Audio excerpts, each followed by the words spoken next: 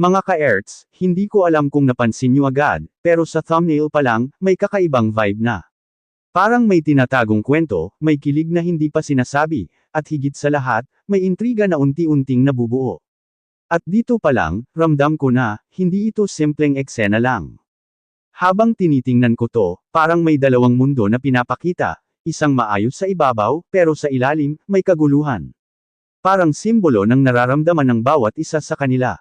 Yung saya, yung kilig, pero may halong duda. Kasi aminin natin, hindi lahat ng ngiti, totoo. Hindi lahat ng saya, walang kapalit. At dito papasok yung pinaka nakakakaba na tanong, ano ba talaga ang nangyayari sa likod ng eksenang to? Napansin ko rin, yung aura ng dalawang babae sa baba ng frame, kahit hindi klaro ang mukha nila, may emosyon na agad na lumalabas. Parang may isa na nagtatago ng nararamdaman, habang yung isa, parang may hinihintay na sagot. At doon na nagsisimula ang kilig na may kasamang intriga. Kasi kapag may hinihintay, ibig sabihin may inaasahan. At kapag may inaasahan, may posibilidad ng sakit. Pero teka lang, sino nga ba ang dahilan nito? May lalaki ba na nasa gitna? O may sikreto na hindi pa nabubunyag? Kasi sa ganitong setup, hindi pwedeng walang dahilan kung bakit ganito kabigat ang dating ng eksena. At doon na ako kinabahan mga idol. Dahil kung ito ay tungkol sa pag-ibig, alam natin na hindi laging masaya ang dulo. Minsan, doon pa nagsisimula ang gulo. Yung tipong akala mo okay na ang lahat, pero biglang may papasok na tanong na sisira sa katahimikan. May iba ba? Yan ang isang tanong na kayang gumiba ng kahit anong relasyon. At kung pagbabasehan natin ang aura ng eksenang to, parang may ganun na nangyayari. Hindi man direkta, pero may kutob ka na may something na hindi pa sinasabi. Parang may sikreto na pilit tinatago, pero unti-unti nang lumalabas. At dito lalong umiinit ang kwento. Kasi kung may isa na nagtatago, may isa rin na naghihinala. At kapag nagsabay ang pagtatago at paghihinala, boom! Doon nagsisimula ang intriga. Pero hindi pa tayo sigurado, kaya mas lalong nakakakilig at nakakakaba. Kasi habang hindi pa malinaw ang lahat, mas lalong tumitindi ang emosyon. Yung tipong gusto mong malaman ang totoo, pero natatakot ka sa posibleng sagot. Mga ka-Erts, ramdam nyo ba yun? Yung excitement na may kasamang kaba, yung kilig na may halong sakit. Dahil kung ano man ang susunod na mangyayari dito, sigurado akong hindi ito magiging simple. May pasabog to, may revelasyon, at posibleng, may masasaktan. At kung sino man ang nasa gitna ng lahat ng ito, kailangan niyang pumili. Dahil sa dulo ng lahat, hindi pwedeng dalawa ang mahal. Abangan nyo, dahil sa susunod na segment, sisimulan na nating himayin kung sino ang may tinatagong sekreto, at kung sino ang posibleng masaktan sa kwentong ito. Mga ka-Erts, dito na nagsisimula ang mas malinaw na paglabas ng emosyon. Kung kanina, puro kutob pa lang tayo, ngayon, parang unti-unti nang nagkakaroon ng hugis ang lahat. At ang pinaka-tumatak sa akin, yung mismong linya sa thumbnail, Viancy humingi ng pasensya sa mga EDSI supporters. Ibig sabihin nito, hindi lang ito simpleng tampuhan o misunderstanding. Kapag may paghingi na ng pasensya na involved ang supporters, may mabigat na nangyari. Hindi mo hihingi ng sorry ng ganun kadali kung walang nasaktan, lalo na kung alam mong maraming taong nakaabang sa inyong dalawa. At dito na ako napaisip mga idol, para kanino ba talaga yung paghingi ng sorry? Para ba ito kay Edo? O para sa mga taong naniwala sa kanila bilang EDSI? Kasi minsan, mas mahirap pang humarap sa expectations ng tao kaysa sa mismong taong mahal mo. Yung tipong hindi lang puso mo ang dala mo, kundi pati tiwala ng maraming sumusuporta. At kapag may nangyaring hindi inaasahan, parang sabay-sabay silang masasaktan. At doon napapasok yung eksena ni Viancy na umiiyak. Hindi yan simpleng iyak lang mga idol. Yung klase ng iyak na parang may pinagsisisihan. Yung parang gusto niyang ibalik ang lahat sa dati, pero alam niyang may nabago na. May nangyari na hindi na pwedeng baliwalain. At dito na lalong umiinit ang intriga. Kasi kung may paghingi ng tawad, ibig sabihin may nagawang mali. At kung may mali, sino ang naapektuhan? Si Edo ba? O baka, may ibang tao na involved? Yan ang tanong na bumabagabag ngayon sa lahat ng nakatutok sa kwento nila. At habang iniisip ko to, napansin ko rin yung caption sa baba, "Sorry po hindi kami magkatuluyan ni Edo." Boom! Yan na mismo ang parang kumpirmasyon na kinatatakutan ng marami. Kung totoo man ito, ibig sabihin, may ending na agad ang kwento nila. Ganun na lang ba kadali matapos ang lahat ng pinagsamahan? O baka naman, may dahilan na mas malalim pa kaysa sa nakikita natin. Kasi aminin natin, hindi basta-basta maghihiwalay ang dalawang tao kung walang mabigat na dahilan. Lalo na kung may pinagsamahan, may kilig na nabuo, at may mga taong naniwala sa kanila. Kaya dito ako lalo kinilabutan mga idol. Baka may sacrifice na nangyari. Yung tipong pinili mong masaktan para sa ikabubuti ng iba. Yung kahit mahal mo, kailangan mong bitawan. At kung ganun ang nangyari kay Viancy, ibang level na yan ng sakit. Pero teka lang, paano si Edo? Tahimik lang ba siya sa lahat ng ito? O may sarili rin siyang pinagdadaanan na hindi pa natin nakikita? Kasi sa ganitong sitwasyon, hindi pwedeng iisa lang ang nasasaktan. Dalawa yan. Parehong may pinipiling itago. Parehong may gustong sabihin, pero hindi magawa. At dito napapasok ang pinakamabigat na parte ng kwento. Yung mga salitang hindi nasabi. Dahil minsan, hindi yung away ang sumisira, kundi yung katahimikan. Mga ka-Erts, habang papalalim ang kwento, mas lalong nagiging malinaw na hindi ito basta love story lang. Isa itong emosyonal na laban, pusong laban sa responsibilidad, damdamin laban sa realidad. At sa susunod na segment, aalamin natin, may third party nga ba? O may mas malalim pang dahilan kung bakit kailangang magpaalam ni Viancy? Mga ka-Erts, dito na talaga nagiging mas mabigat ang lahat. Kung kanina puro tanong pa lang tayo, ngayon, parang unti-unti nang lumalapit sa katotohanan. At aminin natin, ito yung parte na kahit ayaw mong isipin, napipilitan kang itanong.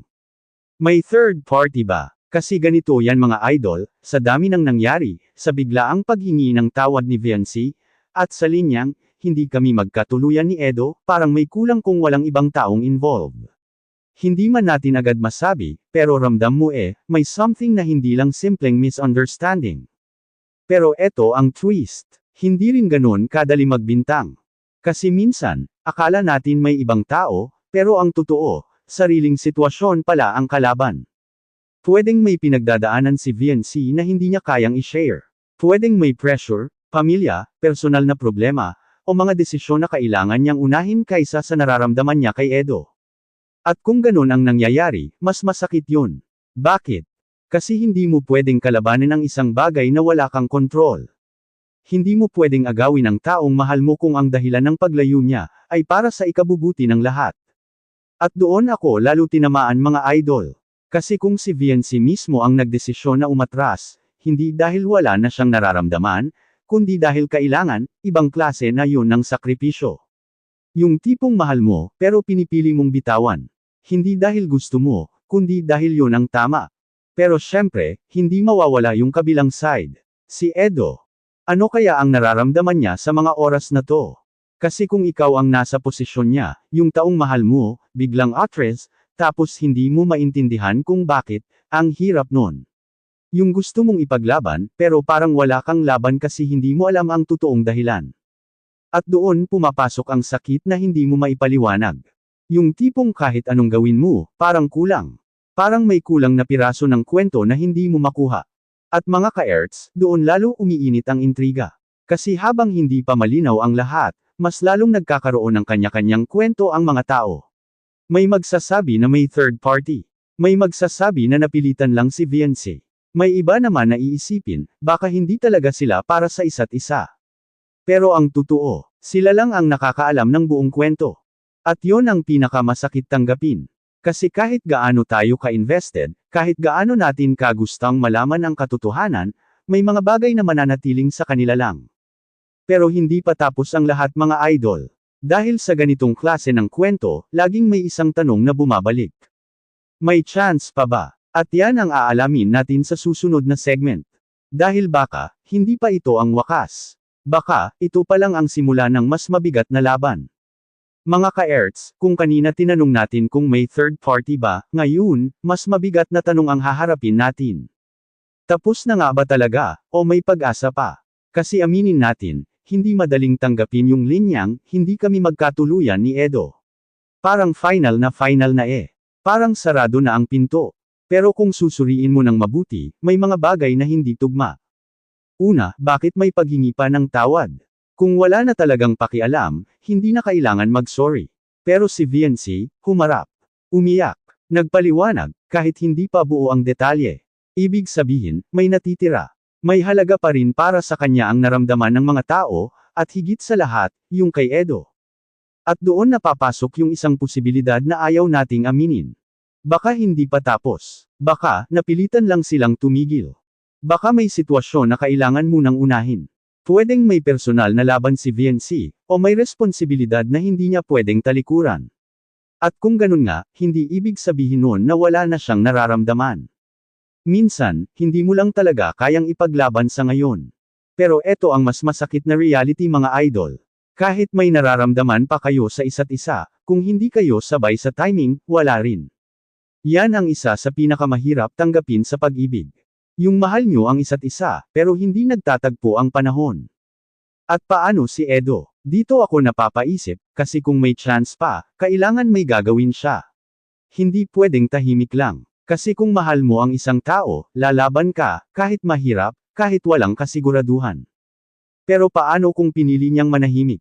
Ibig sabihin ba nun, nirerespeto niya ang desisyon ni VNC? O baka, nasaktan na siya ng sobra kaya pinili na lang niyang mag-let go? At dito na talaga nagiging komplikado ang lahat. Kasi dalawang puso ang involved, parehong may nararamdaman, pero parehong may pinagdadaanan. At kapag ganun, hindi sapat ang pagmamahal lang. Kailangan ng timing, kailangan ng lakas ng loob, kailangan ng malinaw na desisyon. Mga ka-Erts, ramdam ko, hindi pa ito yung pinakadulo. Parang may kulang pa, parang may hindi pa nasasabi na kayang baguhin ang takbo ng kwento. At kung meron man, isang revelasyon lang ang kailangan para magbago ang lahat. Pwedeng bumalik ang kilig, pwedeng tuluyang magpaalam. O pwedeng, may isang aamin ng totoo. At doon natin malalaman kung may second chance pa nga ba ang EDC, o kung ito na talaga ang wakas ng kwento nila. Sa susunod na segment, haharapin natin ang pinakamasakit pero pinakaimportanteng bahagi. Ang katotohanan. Ano ba talaga ang dahilan? At sino ang unang bumitaw? Mga ka-Erts, dumating na tayo sa pinakamabigat na bahagi ng kwento, ang pagtanggap. Sa lahat ng pinagdaanan natin mula segment 1 hanggang ngayon, isang bagay ang unti-unting lumino. Hindi lahat ng kwento ng pag-ibig, may happy ending. Minsan, kahit gaano pa katoto ang nararamdaman, may mga sitwasyon na hindi talaga pwede. At dito sa nangyari kina Edo at VNC, ramdam mo hindi ito simpleng nawalan lang ng feelings. Hindi ito yung tipong nagkasawaan. Mas malalim pa. Ito yung klase ng problem na may kasamang respeto, may kasamang sakit, at higit sa lahat, may kasamang pagmamahal pa rin. Kasi kung iisipin mo mga idol, kung wala na talagang pakialam si VNC, hindi na siya hihingi ng tawad. Hindi na siya iiyak. Hindi na niya iisipin ang mararamdaman ng mga supporters. Pero ginawa niya. Ibig sabihin, totoo ang lahat ng pinagsamahan nila. At si Edo naman, kahit hindi natin narinig ang side niya ng buo, mararamdaman mo na pinili niyang manahimik. At minsan, ang katahimikan, hindi ibig sabihin wala kang nararamdaman. Minsan, yun ang pinakamalakas na sigaw ng puso. Yung tipong nasasaktan ka, pero pinipili mong respetuhin ang desisyon ng taong mahal mo. At doon ako lalong napaisip mga ka-Erts. Ganun ba talaga ang tunay na pagmamahal? Yung kaya mong bitawan, kahit masakit. Yung kaya mong tanggapin, kahit hindi ikaw ang pinili sa dulo. Kasi kung oo, ibang level na yun. Hindi lahat kaya yun. At para sa mga EDC supporters, alam kong masakit ito. Lahat tayo umasa. Lahat tayo kinilig. Lahat tayo naniwala na may patutunguhan ang kwento nila. Pero minsan, hindi nasusukat sa nagkatuluyan ang halaga ng isang kwento. Minsan, nasa kung paano nila binago ang isa't isa. Kung paano sila naging dahilan ng saya, inspirasyon, at pag-asa. At yon ang hindi mawawala. Mga ka-Erts, maaaring dito magtapos ang kabanata ng EDC bilang tambalan. Pero hindi matatapos ang kwento nila bilang 2 taong minsang nagtagpo. At sino ang nakakaalam? Sa tamang panahon, sa tamang pagkakataon. Pwedeng mag-cruise ulit ang landas. Pero sa ngayon, ang kailangan muna natin gawin. Tanggapin, respetuhin, at magpasalamat. Dahil minsan, ang pinakamagandang pagmamahal, hindi yung nagtatagal. Kundi yung naging totoo kahit saglit. Ako si ka-Erts. At kung nasaktan ka, kinilig, at napaisip sa kwentong ito, huwag kalimutan mag-like, share, at subscribe para sa mas marami pang kwentong may puso, may lalim, at may katotohanan. Hanggang sa susunod nating kwentuhan, mga ka-Erts.